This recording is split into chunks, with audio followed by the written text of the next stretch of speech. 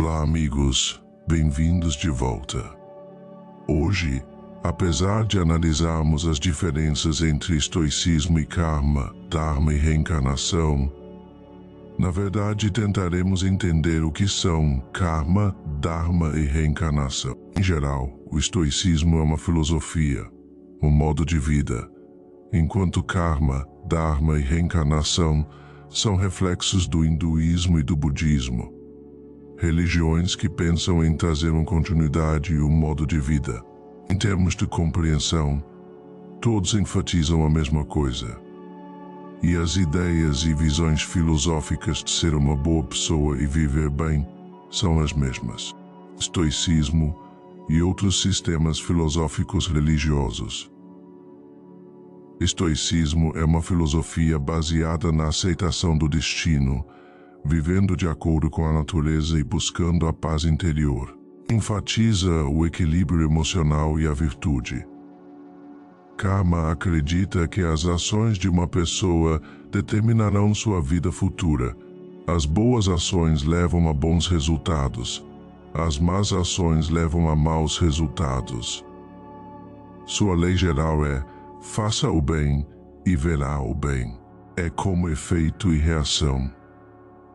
Concentrar-se no conceito de que o que você faz é o que recebe em troca, o que você semeia é o que você colhe.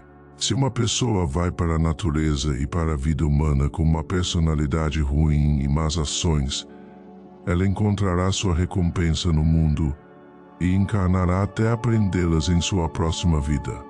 Ou seja, ela volta constantemente para limpar sua alma. Dharma expressa os deveres universais e sociais da pessoa. Enfatiza o comportamento correto e o papel social. É um tipo de lei, por exemplo, como as regras e os regulamentos de um Estado. Se você não os cumprir, será responsável por esses deveres novamente, como no karma. Reencarnação é o ciclo em que a alma muda de corpo e renasce. É comum em religiões como o hinduísmo e o budismo. Se uma pessoa continua a viver mal, é como se ela retornasse novamente em sua nova vida até fazer o bem. Encarnação é como o nivelamento da alma. Cada vez que ela vem, é enviada novamente até atingir o nirvana, ou seja, a liberdade, até aplicar as leis do karma e do dharma. Esse é o entendimento. Na verdade, karma, dharma e reencarnação são um todo. Eles devem ser interdependentes. Eles sempre afetam uns aos outros. Karma, dharma e reencarnação. As pedras angulares da filosofia indiana, os conceitos de karma, dharma e reencarnação, fundamentais para a filosofia e as religiões indianas, oferecem um esforço profundo para entender a natureza da existência humana, o funcionamento do universo e o propósito da vida. Esses conceitos são produto de milhares de anos de tradição e formam a base dos sistemas de crenças baseados na Índia, como o hinduísmo, o budismo e o jainismo. O karma, em seus termos mais simples, pode ser entendido como uma lei cósmica que explica a relação entre ação e consequência. Esse conceito sugere que toda ação e até mesmo o pensamento tem uma consequência, e que essas consequências afetam não apenas a vida atual, mas também as vidas futuras. O karma não é um simples sistema de recompensa e punição, mas uma lei universal de causa e efeito. De acordo com esse entendimento, as circunstâncias e experiências da vida atual de uma pessoa são o resultado de suas ações passadas. No entanto, o karma não é um conceito fatalista a cada momento. Temos o poder de moldar nosso futuro com novas ações. Dharma significa ordem universal e lei moral. Esse conceito define o modo de vida correto, o comportamento ético e os deveres sociais. No hinduísmo, Dharma refere-se aos deveres que devem ser cumpridos de acordo com a posição social e o estágio de vida de cada um, enquanto no budismo está mais associado aos ensinamentos de Buda e à natureza da realidade. O Dharma enfatiza que o indivíduo deve viver para o bem de todos os seres, não apenas para seu próprio benefício. A reencarnação é a crença de que a alma renasce em outro corpo após a morte. Essa crença sugere que a vida não se limita a uma única existência, mas que a alma ganha experiência e se desenvolve ao longo de muitas vidas. A reencarnação está intimamente relacionada à lei do karma. As circunstâncias da nova vida de uma pessoa são vistas como resultado de suas ações, karma, em vidas anteriores. Esse ciclo é chamado de samsara e é geralmente reconhecido como a fonte de sofrimento e ilusão. Juntos, esses três conceitos oferecem uma explicação profunda da existência humana. 1. O karma enfatiza a responsabilidade pessoal ao enfatizar as consequências de nossas ações. Todos os nossos pensamentos e ações moldam nosso futuro. 2. O Dharma enfatiza a importância de viver de acordo com a ordem universal e o comportamento ético. Ele aconselha que se viva não apenas para si mesmo, mas para todos os seres. 3. A reencarnação mostra que o desenvolvimento espiritual é um processo longo e não se limita a uma única vida. Isso apoia a ideia de que cada vida é uma oportunidade de aprender e crescer. Esses conceitos sugerem que o propósito da vida é alcançar uma libertação espiritual final, moksha ou nirvana. Essa liberação é entendida como uma saída do ciclo de reencarnação e união com a realidade universal. Para isso, é preciso purificar o karma, cumprir o Dharma e alcançar a sabedoria espiritual. Essa filosofia também tem ressonância no mundo moderno. Ideias como responsabilidade pessoal, vida ética, interconexão universal e melhoria contínua continuam sendo importantes na sociedade atual. Esses conceitos também inspiram a consciência ambiental, a justiça social e o desenvolvimento pessoal. Concluindo, os conceitos de karma, dharma e reencarnação oferecem uma estrutura sofisticada para compreender a complexidade e a profundidade da existência humana. Ao enfatizar as ideias de responsabilidade pessoal, vida ética e melhoria contínua, esses conceitos ocupam um lugar importante não apenas na filosofia oriental, mas também na experiência humana universal.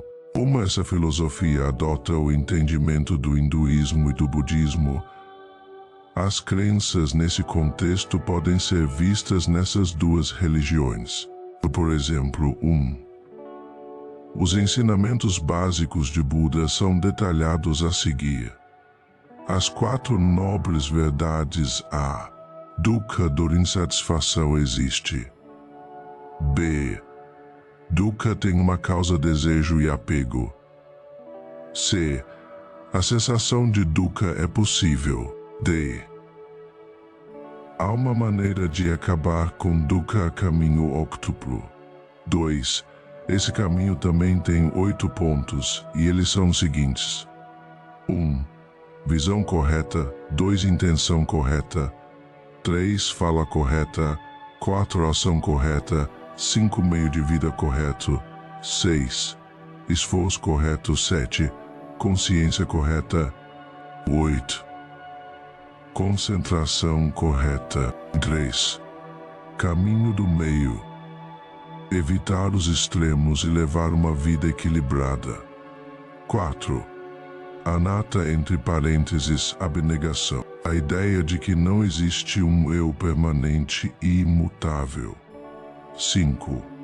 Anicca, entre parênteses, impermanência. O fato de que tudo está sujeito a mudanças. Para uma melhor compreensão, vamos explicar os conceitos de karma, dharma e reencarnação com exemplos. 1. Exemplo de karma.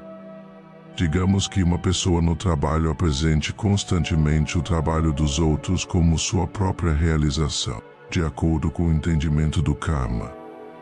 Curto prazo, esse comportamento pode prejudicar o relacionamento com os colegas e causar perda de confiança. A longo prazo, em sua vida futura, ele pode nascer como uma pessoa cujas próprias realizações não são reconhecidas ou que é tratada injustamente. Exemplo de karma positivo. Uma pessoa que ajuda constantemente os outros pode se encontrar em situações em que será ajudada no futuro. 2. Exemplo de dharma. No hinduísmo, o dharma de um professor é compartilhar seu conhecimento com seus alunos e orientá-los na direção certa. Ao fazer isso, ele não deve buscar ganhos pessoais. O dharma de um budista pode ser seguir o caminho octuplo a partir dos pontos que acabei de mencionar. Por exemplo, não mentir, não fazer fofocas e usar uma linguagem gentil, seguindo o princípio da fala verdadeira. 3. Exemplo de reencarnação. Renascimento de um lama tibetano. Após a morte de líderes espirituais importantes como o Dalai Lama, são procuradas crianças que se acredita serem sua reencarnação. Essas crianças são submetidas a testes, como o reconhecimento de itens de suas vidas anteriores. Um exemplo da vida cotidiana. Se uma criança tem um talento extraordinário para a música, pode-se acreditar que esse talento vem de vidas anteriores. Se pensarmos nesses conceitos como sendo aplicados à vida cotidiana, entender o karma. Uma pessoa pode agir em sua vida diária pensando nas possíveis consequências de cada ação. Por exemplo, ser paciente no trânsito, ser gentil com os outros, não ser desrespeitoso, ser paciente. Na compreensão do Dharma, um pai pode achar que está cumprindo seu Dharma, ou seja, seu dever, ao criar seus filhos. Ele se esforça para cumprir esse dever da melhor maneira possível. Na compreensão do Dharma, um pai pode achar que está cumprindo seu Dharma, ou seja, seu dever, ao criar seus filhos. Ele se esforça para cumprir esse dever da melhor maneira possível. No entendimento da reencarnação, essa crença pode fazer com que as pessoas pensem a longo prazo. Por exemplo, elas podem ver seus esforços para proteger o meio ambiente como importantes não apenas para esta vida, mas também para vidas futuras. Essa crença, nada do que acontece é aceito como coincidência. Talvez seja um reflexo de sua vida anterior, sua família atual, seus amigos, seu emprego ou seu amante, são reflexo da recompensa ou punição de sua vida anterior.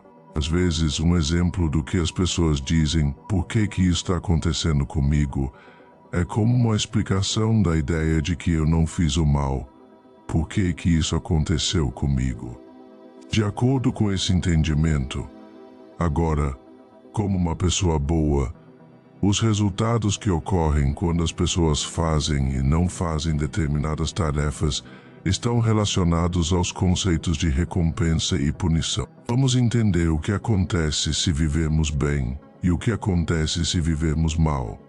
Se ele vive como uma boa pessoa, ou seja, se age de acordo com seu Dharma. Nos itens acumula karma positivo, melhora espiritualmente, aumenta as chances de nascer em melhores condições na próxima vida, aproximar-se do objetivo final de moksha, ou seja, libertação, ou nirvana, ou seja, iluminação. Se ele viver como uma pessoa ruim, ou seja, se violar seu Dharma, ele acumula karma negativo, seu desenvolvimento espiritual é prejudicado, o risco de nascer em condições mais difíceis na próxima vida aumenta.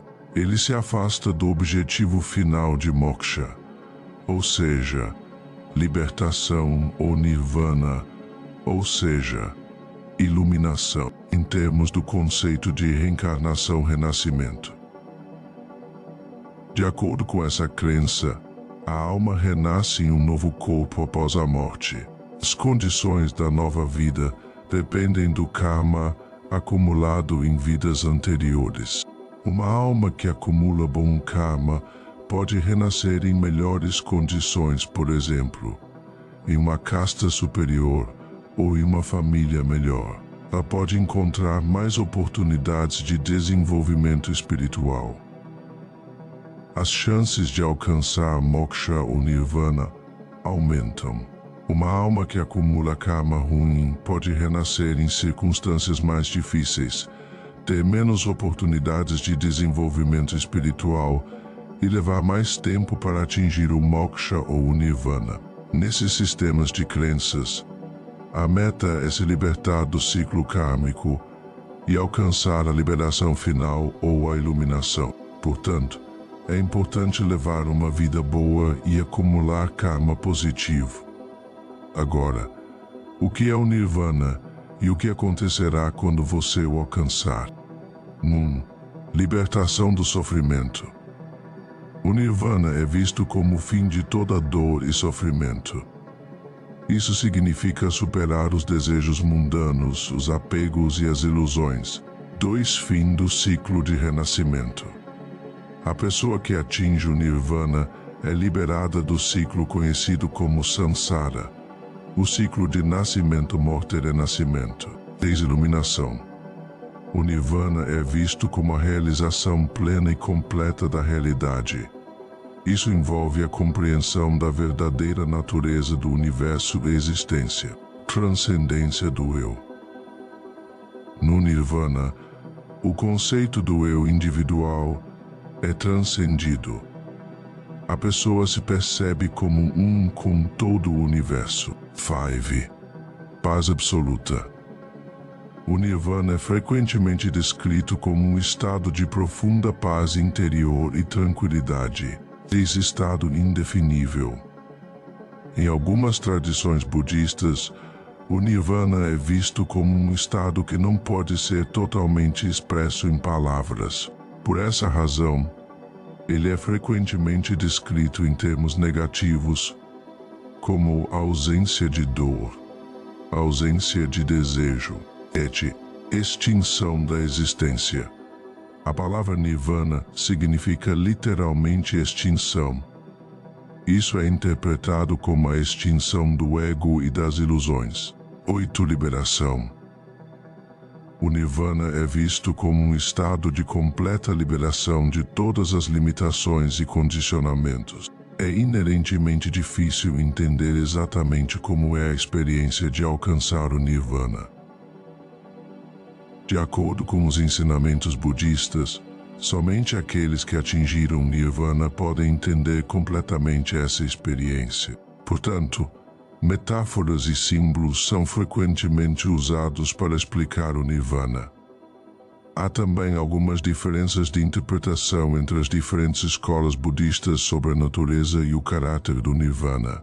Alguns veem o nirvana como um fim, enquanto outros o percebem como um novo começo. Especificamente, por exemplo, essas visões são vistas da seguinte forma. 1. Transformação da consciência. A consciência da pessoa que atinge o nirvana é completamente transformada. Isso envolve ir além dos padrões comuns de percepção e pensamento. A pessoa experimenta a realidade de forma direta e sem distorções. 2. Término do karma. Para a pessoa que alcançou o nirvana, a geração de karma cessa. Ela não cria mais novo karma e está livre dos efeitos do karma passado. 3. Plena realização das 4 nobres verdades. As 4 nobres verdades do ensinamento de Buda, a existência do sofrimento, a causa do sofrimento, cessação do sofrimento e o caminho que põe fim ao sofrimento são plenamente realizadas e vivenciadas. 4. Eliminação dos 3 venenos. No budismo, os 3 principais venenos que causam sofrimento, ganância, ódio e ignorância são completamente eliminados. 5. A experiência de anatta, ou seja, abnegação. A pessoa experimenta diretamente a ausência de um eu permanente. Isso significa a completa dissolução do ego. 6. Imersão completa no momento presente. No Nirvana, a pessoa está completamente livre de preocupações passadas e futuras e vive constantemente no momento presente com plena consciência. 7. Compaixão e misericórdia ilimitadas. A pessoa que atinge o Nirvana sente compaixão e misericórdia ilimitadas por todos os seres vivos. Isso está associado ao ideal do Bodhisattva no budismo. 8. Ir além dos sentidos.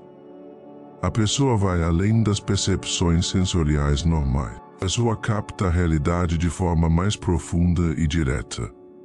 9. Liberdade absoluta. O Nirvana é um estado de liberdade absoluta de todos os apegos, medos e limitações. 10. Um estado de alerta perpétuo. No Nirvana, a pessoa está em um estado constante de alerta e consciência. Essa é uma experiência que vai além dos estados comuns de consciência. Como esses conceitos são altamente abstratos e experienciais, é difícil entendê-los completamente. De acordo com os ensinamentos budistas, para compreender verdadeiramente o Nirvana, é preciso vivenciá-lo. Por esse motivo, essas explicações tentam apontar para o Nirvana em vez de descrevê-lo totalmente. Amigos, hoje tentei transmitir o máximo que sei do que pesquisei hoje. Por enquanto é isso. Se você gostou, não se esqueça de curtir e compartilhar. Inscreva-se. Cuide-se. Que Deus sempre abençoe você e seus entes queridos.